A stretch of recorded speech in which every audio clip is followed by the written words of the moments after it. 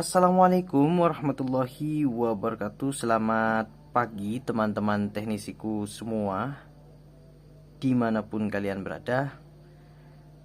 Bagaimana kabarnya teman-temanku semua? Semoga sehat selalu ya, dilancarkan rezekinya, barokah umur, dan juga hari-harinya selalu bahagia. Oke, tidak lupa saya ucapkan selamat datang kembali di channel Opbreaker Android. Di hadapan saya ini ada sebuah paket yang sudah lama sekali ya teman-teman. Ini bulan 2 tanggal 23 datangnya. Sudah lewat 1 bulan, belum saya bongkar karena nggak sempat ya teman-teman. Ini adalah alat dari yang saya pesan dari Yokyapon ya, tentunya. Alat ini ya, alat MMC ya. Sudah lama sekali ini saya pesannya, tapi baru sempat review hari ini karena lupa ya teman-teman, lupa nggak dibongkar. Akhirnya baru sempat review sekarang. Jadi ini adalah ISP soldering atau BGA soldering untuk F64 ya, untuk F64.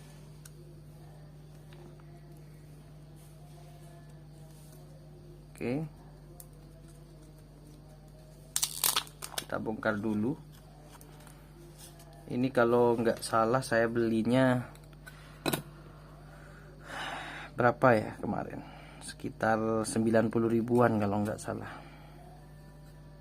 Jadi ini fungsinya sebagai BGA soldering ya, untuk IC eMMC dan juga UFS. Jadi di bagian mana ya, di sini bagian atas berarti ya. Di bagian atas ini ada BGA khusus eMMC. Terus yang di bawah ini adalah BGA khusus UFS. Ada keterangannya ya teman-teman. Oke, nanti saya akan menguji PCB ini untuk UFS ya tentunya. Kalau eMMC saya nggak ragu sih ya teman-teman, karena untuk eMMC koneknya itu nggak sesulit kayak UFS ya. Cuma nanti saya coba juga nanti untuk eMMC nya. Tapi yang saya ingin coba terlebih dahulu adalah BGA UFS nya ini. Nanti saya coba satu-satu.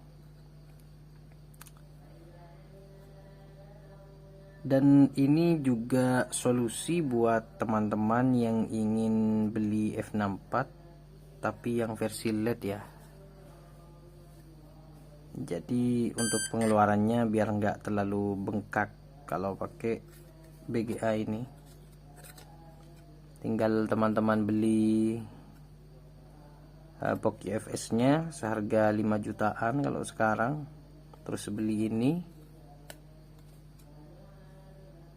udah bisa memprogram sebuah IC.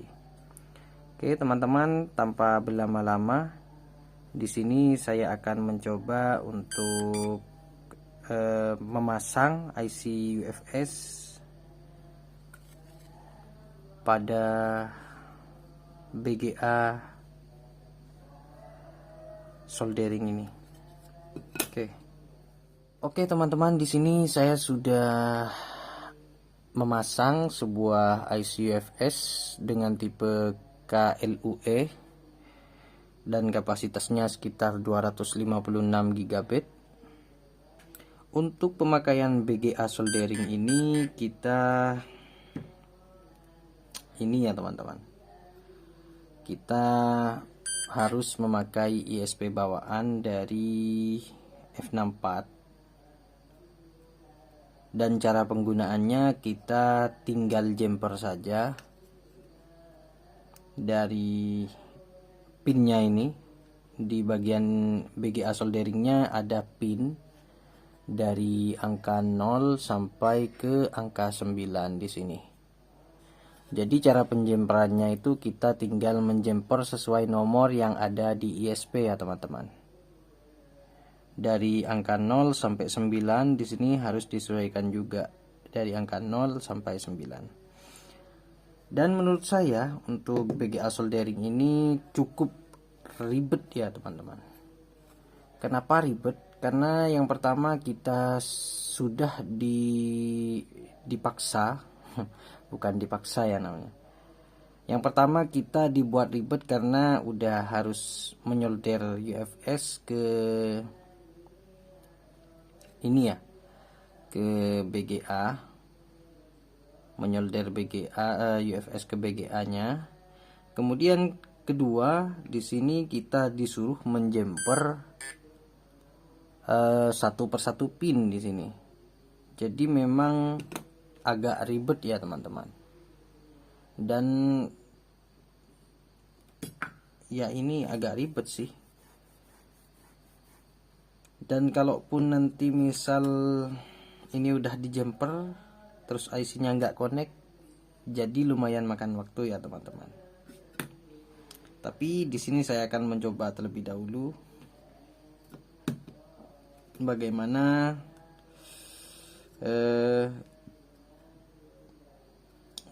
performa dari BGA soldering ini. Saya akan menjempernya terlebih dahulu ya teman-teman. Oke, di sini sudah saya jemper ya teman-teman. Seperti ini. Saya pakai kabel pelangi yang 10 kabel ya, biar tidak ribet ya teman-teman. Maksudnya nggak pisah-pisah ya untuk kabelnya.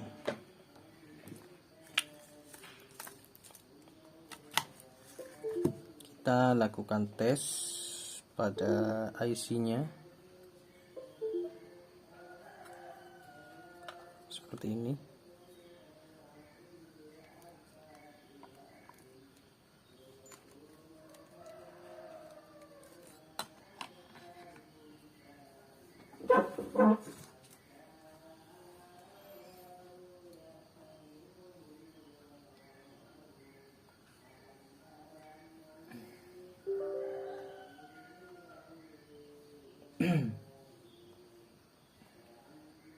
Oke, saya buka dulu untuk software F64-nya.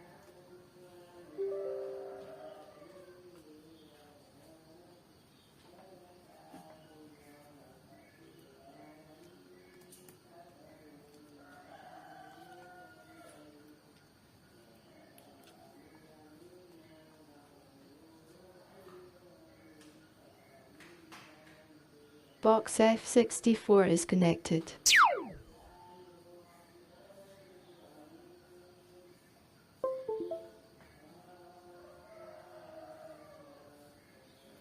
Oke, di sini saya coba lakukan identifikasi pada UFS-nya ya teman-teman, tanpa mencentang ISP mode.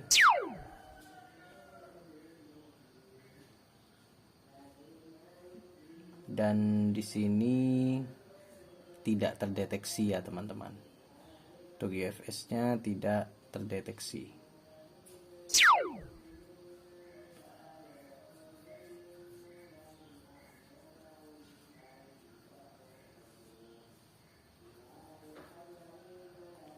Entah ini karena UFS-nya yang mati atau gimana.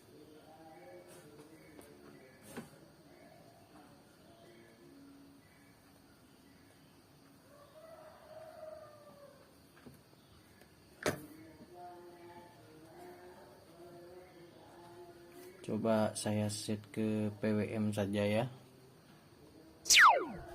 PWM mode.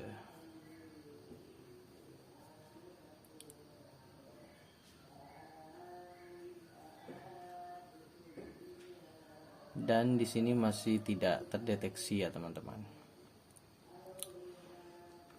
Saya coba ke IC yang sudah saya pakai ya. Maksudnya sudah terdeteksi, maksudnya sudah connect ya. Karena ini saya tes ke ICFS yang belum saya cek, cuman ini congkelan dari HP hidup ya teman-teman. Oke, saya coba ganti UFS-nya dulu. Oke teman-teman, di sini sudah saya ganti untuk UFS-nya.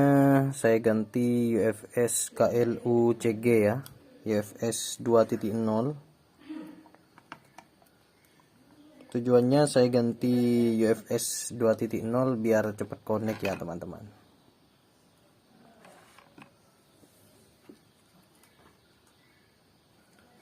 Oke, di sini saya coba identifikasi ya untuk UFS-nya. Apakah sudah terbaca? Dan di sini untuk UFS 2.0 terbaca dengan lancar ya teman-teman. Untuk UFS 2.0 terbaca dengan lancar. Oke, selanjutnya di sini saya sudah memasang IC Skynic dengan ekor FAMBD internal 128 ya teman-teman. Saya sengaja di sini nyoba langsung ke IC Skynic karena IC ini sedikit sulit terkoneksi ya teman-teman. Makanya saya coba, maksudnya di sini sulit terbaca di F64. Makanya saya coba pakai IC ini untuk mengetes BGA soldering ini.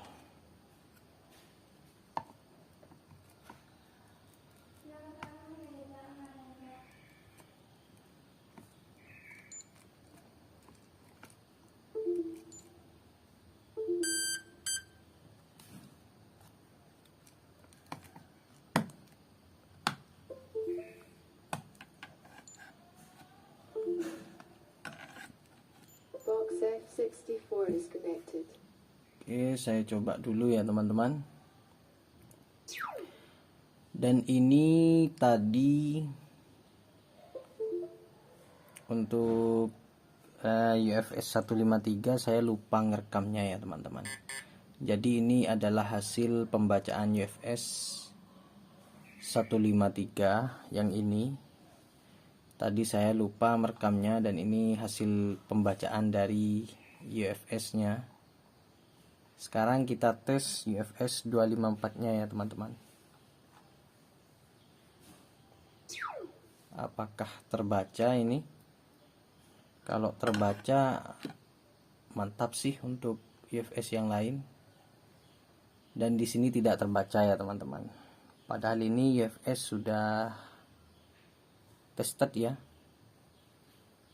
Tidak terbaca. Saya coba centang ISP mode. Pilih kir 4.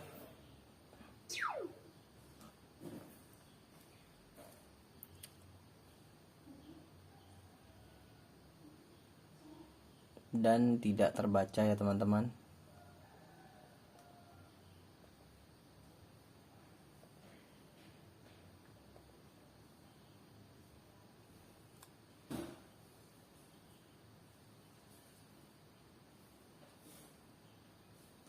Di sini IC-nya tidak terbaca untuk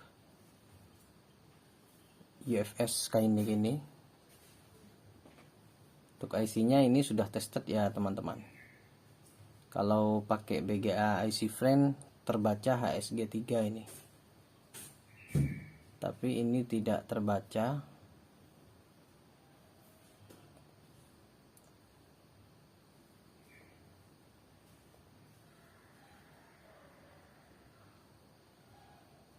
Tidak terbaca ya teman-teman.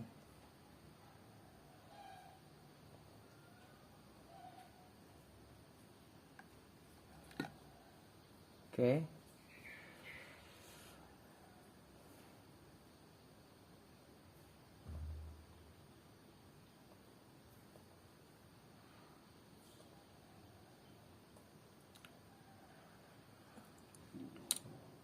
Jadi IC-nya di sini tidak terbaca ya teman-teman.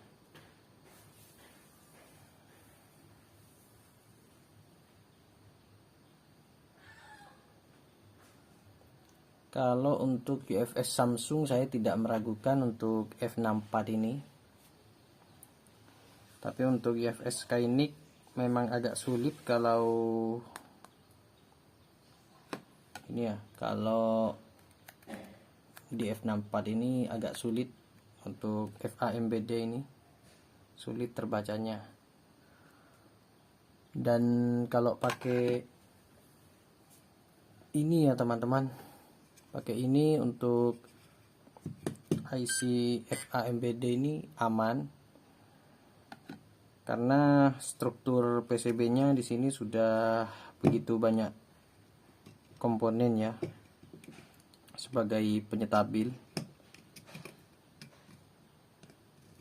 Jadi yang membedakan ini ya, ada banyak komponen di sini. Sedangkan BGA soldering yang ini tidak ada, cuman ada tempat BGA untuk UFS-nya. Jadi memang sulit terkoneksi, sudah saya tebak ya pas awal beli. Ini tujuan saya beli BGA ini memang untuk preview karena requestan teman-teman ya.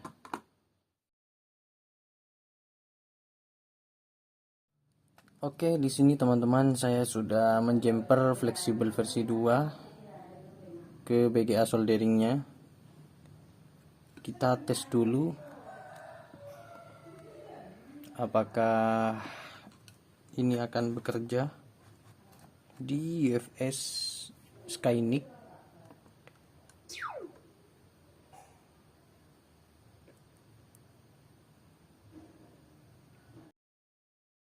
Dan masih tidak terdeteksi ya teman-teman. Di sini IC-nya masih tidak terdeteksi.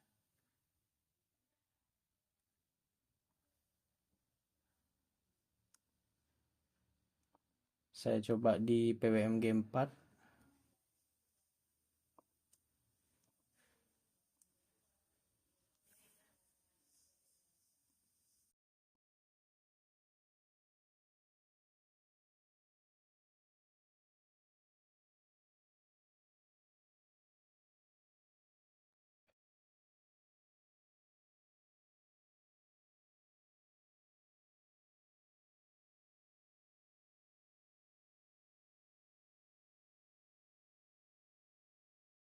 Dan ini masih tidak terkoneksi ya teman-teman. Padahal IC-nya ini sangat lancar sekali maksudnya ketika saya pasang ke IC friend ini lancar sekali pembacaannya. Namun untuk di BGA ini tidak terbaca ya. Sekalipun saya pakai fleksibel versi 2. Jadi bisa disimpulkan untuk BGA ini tidak bisa membaca semua IC.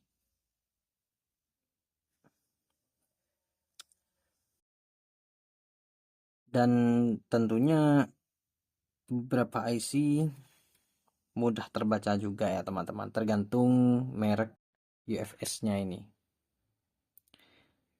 Oke, saya lepas dulu ya teman-teman.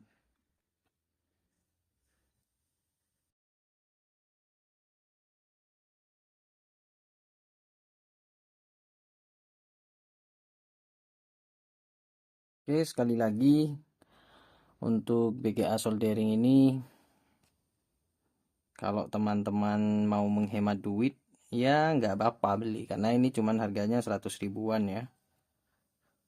100 ribuan sudah dapat 6 tipe BGA. Di sini ada UFS 3 tipe, Ada MMC 3 tipe. Kalau MMC saya tidak meragukan ya teman-teman. Cuman di sini untuk eMMC pastinya tidak akan terkoneksi 8 bit karena di sini cuma data 0 saja untuk jalur datanya ya. Nggak sampai ke data 7. Tapi lumayan lah kalau cuman buat programming IC. 1 bit udah cukup. Untuk di UFS pastinya tidak semua IC terkoneksi dengan baik. Tapi kalau teman-teman mau nabung untuk beli BGA yang all-in-one atau BGA ori dari F64, terus mau nyicil ya pakai ini juga lumayan lah teman-teman. Tapi tidak semua IC terkoneksi itu. Dan juga ini sekedar saran dari saya buat teman-teman yang misalnya beli seperti ini, hati-hati dalam penjemperan pin ya. Penjemperan pin. Karena di sini untuk pelabelan pin dari 0 sampai 8 ini semua ground ya teman-teman. Label nomor ini terkoneksi dengan ground. Jadi hati-hati saat penyolderan, terutama penyolderan di bagian supply ya. Bagian VCC, VCC key dan juga VCC key 2 itu hati-hati ya teman-teman. Karena nomor ini ground. Jadi untuk